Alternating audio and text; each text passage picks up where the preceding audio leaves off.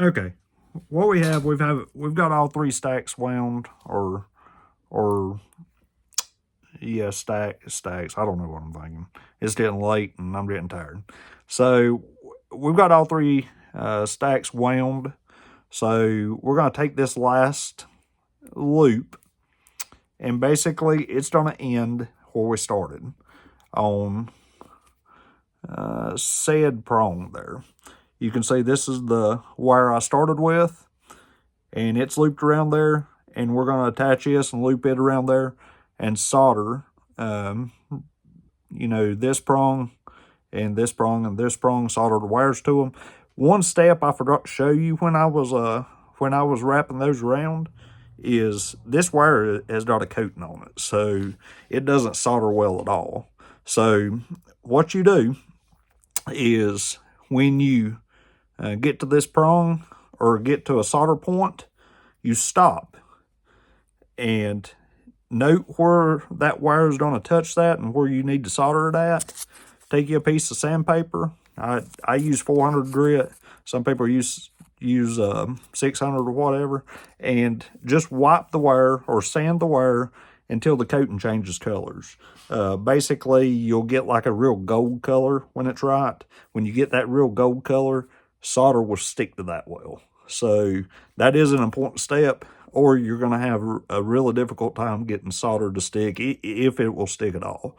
So make sure you sand these little points to where you're going to be soldering as you wind, and you'll have to do it between each stack, because you won't know where your wire is going to end up.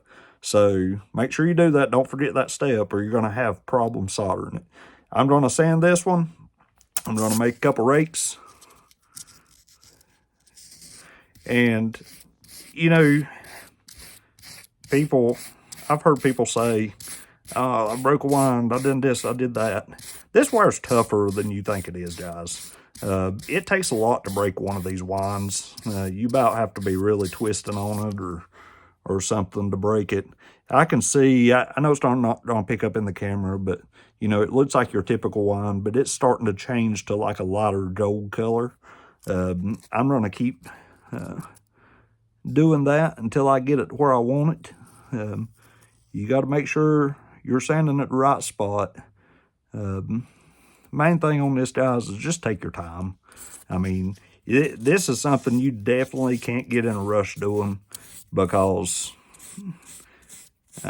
you just can't do it. If you get in a rush doing this, you're never going to be able to do this. This takes a lot of patience, and you know, there's another way to find good motors, and that's buy 10 at a time.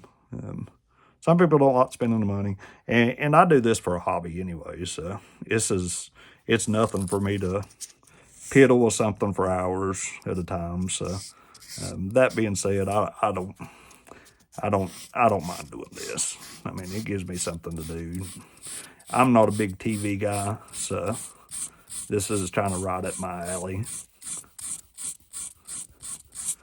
I got a nice gold look to that now. Let me make sure that is going to hit on the prong where I want it to.